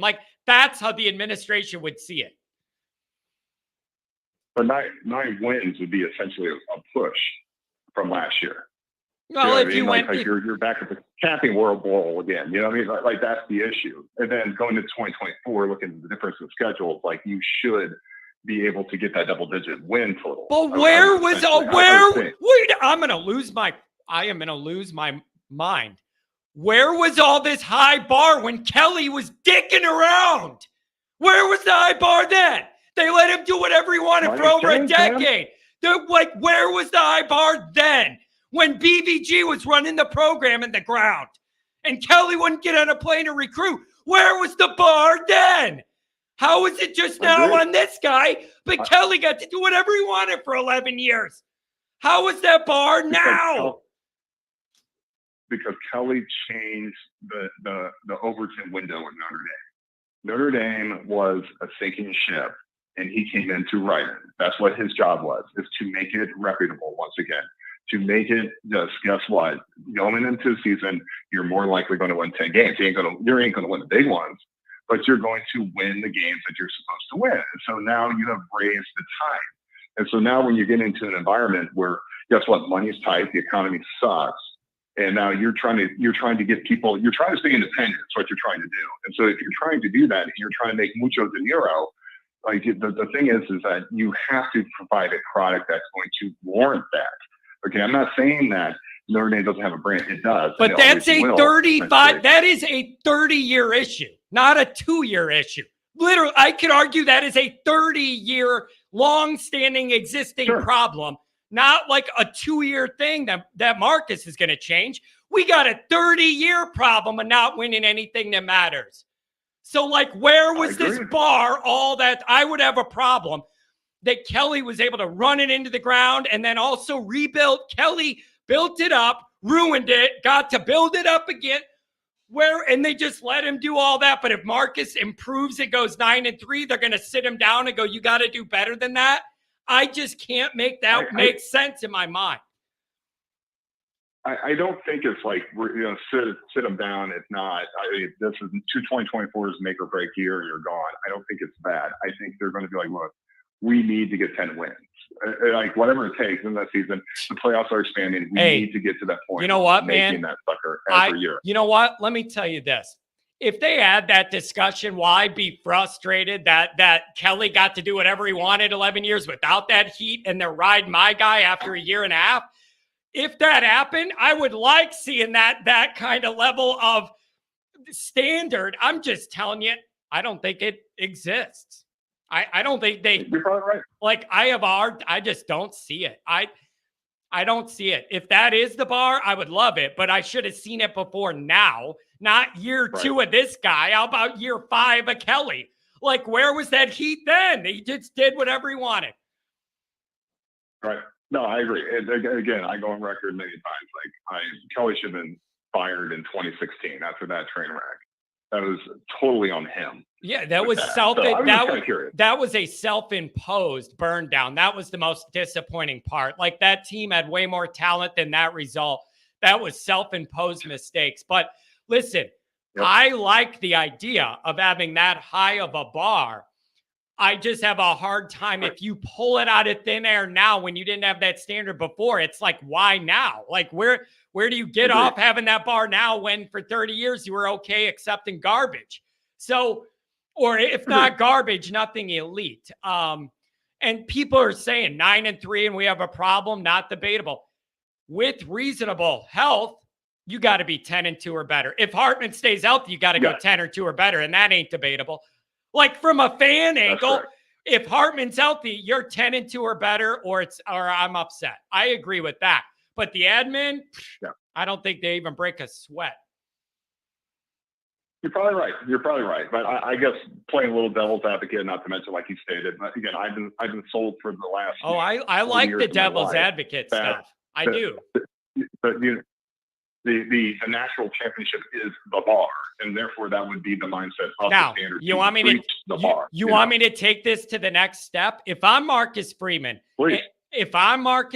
and I'm working my ass off, and I am putting more miles on that jet than Kelly ever could have imagined. I'm recruiting. I have this energy. I'm raising money. I'm at all the alumni association meetings around the country, building up the brand. Everybody wants. I'm doing all I can. If the admin had the balls to sit me down and go, you're not winning enough, I would say to them, where do you get off not giving me what I need to win and then putting this standard on me? If you want a higher standard, you're going to have to let me do more things. That's what I would say. Yep. And I'd go, if you don't want to do that, guess what? The Ohio State people are mad at Ryan Day. Maybe he goes to the NFL, and I go somewhere where they do let me get some more talent and easier, and I'll go win for them so I don't have to jump through your hoops. Yep. Let's put it this way. If that conversation were to take place, which would be great for Marcus Freeman, he would then be able to have that clear vision of what his future looks like at Notre Dame. And if he's a professional as well as the intelligence level I believe that he is, he won't be long as a head coach here. Yeah. You'd be looking for the first ship out. I mean, you would be dumb to just say, okay, fine. Do you know what behind my back to give me a knife? You know what my fear is somebody says Kelly brought us back. Listen, I credit Kelly where he deserves it, and I criticize him when he deserves it. He inherited a nightmare, and he did build it up. And then it went bad, but then he built it up again. And then it just leveled out to a place where we're never going to get over the top. So I do credit him because he inherited a disaster, instilled the culture, built up the infrastructure. Kelly did a lot of really good things. It just got to a certain level. Okay. It just got to a certain level. Yeah. See, Yep. here's the problem. The Ohio podcast guy's saying, if Ryan Day isn't the coach at Ohio State, Marcus Freeman may be on the short list of replacements. My biggest fear with all of this is Marcus Freeman gets the training wheels out of the way at Notre Dame, starts to learn and feel his way through being a head coach, makes some mistakes, learns from them, like hones his craft. And then right when he's got it pretty much all figured out, Ohio State comes calling. That is my biggest fear, is that right when he gets it cranked up, somebody says, come here, we're going to let you get the talent you want, do what you want to do. That's my problem. So you better make sure with this guy, if you're going to ask a lot of him, go for it, but you got to help him out too. Yep. I fear it'd be like a Braun situation, meaning Jeff Braun, Purdue's former coach now at Louisville, where it's okay. It's open. Everyone thinks he's going to go back to his alma mater. He stays because he knows it's not the right time. Yeah. Ohio podcast. Purdue for a couple of years. Yeah. Another question is Brian Artline in that mix? Like, I would like Brian Artline, already in-house at Ohio State, a tremendous recruiter, A+ recruiter, a nationally elite recruiter. I hope if Ohio State does this, that's what they do, and they don't even do a big search, and it's all in-house. We're going with him. But I got a feeling, even if it's not public, if this goes down, they're going to go around to Marcus's agent, and they're just going to say, you have any interest in coming home? That would be my fear. So you could ask a lot of Marcus, and I'm fine with that. But you got to do all you can to help him, or you're going to be in a backward spot here. Yep. Because if you don't help him, like I said, he's going to have a very short shelf life at Notre Dame. Because why would you stay? I mean, if your goal is to be a national championship head coach, and you are told by your administration, like, we're going to handcuff you because we're not going to do this, we're not going to do that.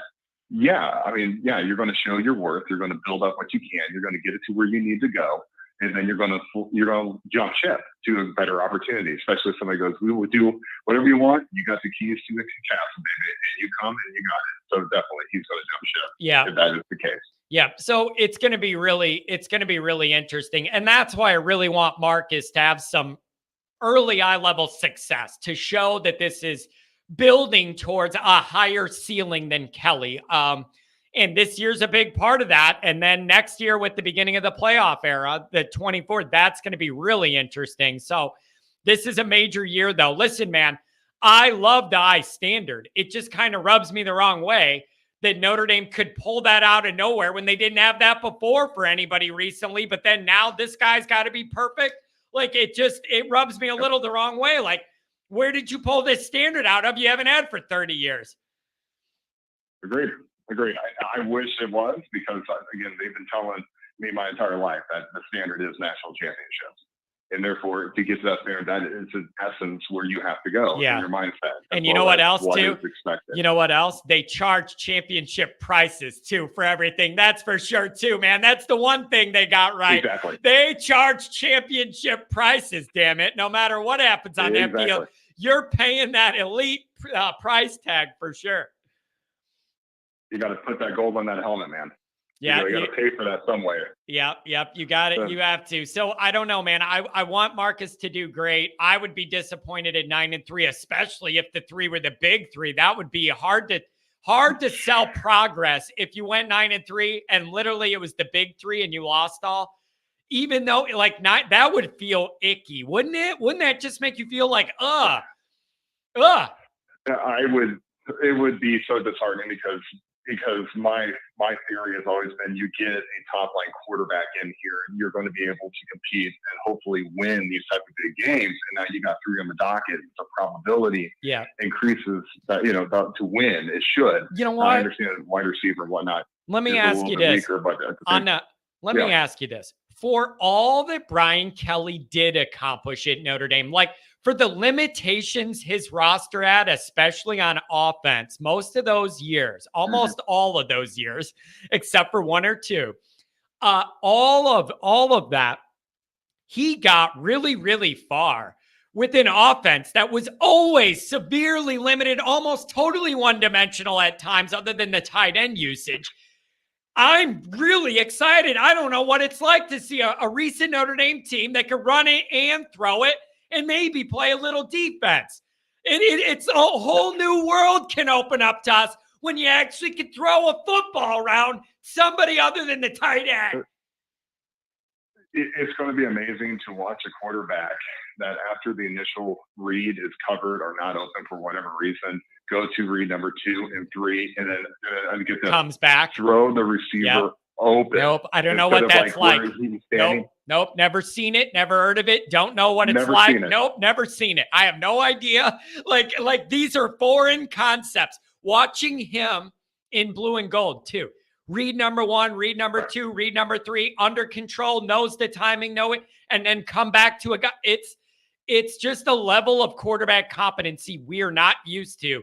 And I cannot wait to see how different this all feels having that. It's just a sad place to be started, but it's a joke that I'm starting here. Why are we saying, oh my God, it's going to be so exciting to see Notre Dame have an actual real offense? It's embarrassing that I'm excited. Then like take this step back to like all of Notre Dame fandom.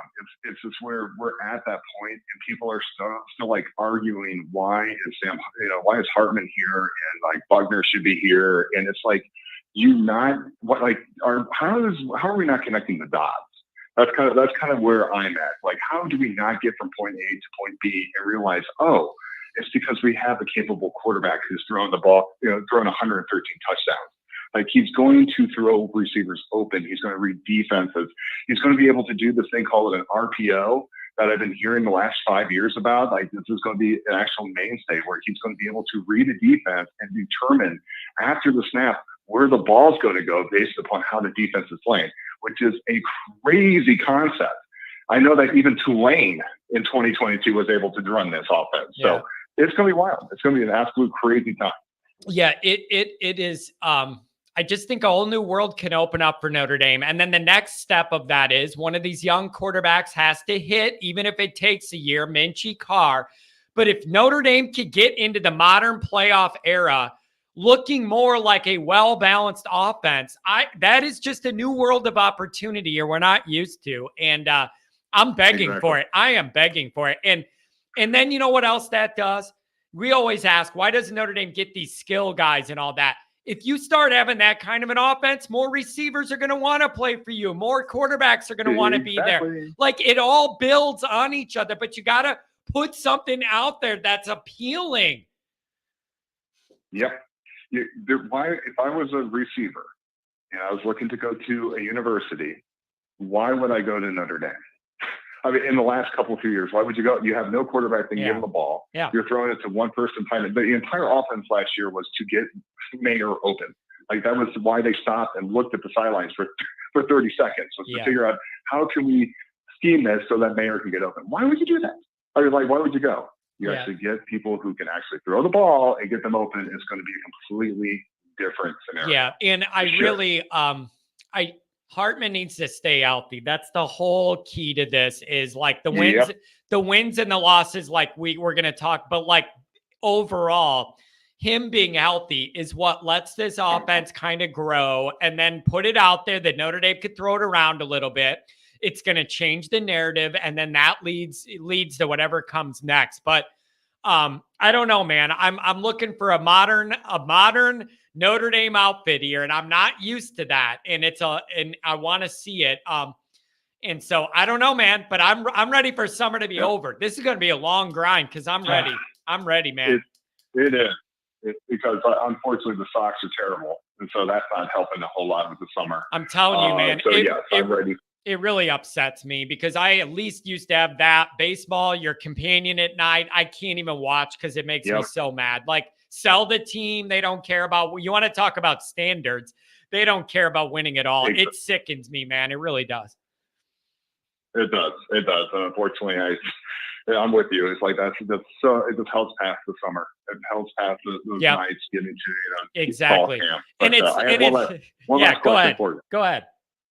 Because again, I don't follow recruiting or whatnot, so this is kind of a recruiting / what I see every single year with Notre Dame fandom. Who is going to be 2023's horse that the fandom hitches its wagon to. Meaning, each year I always hear names like this recruit, like most recently Spindler, and there was Darnell Ewell. There's always those individuals that they're going to be the next grade. Why aren't they playing? Why aren't they playing? It's because they're no damn good.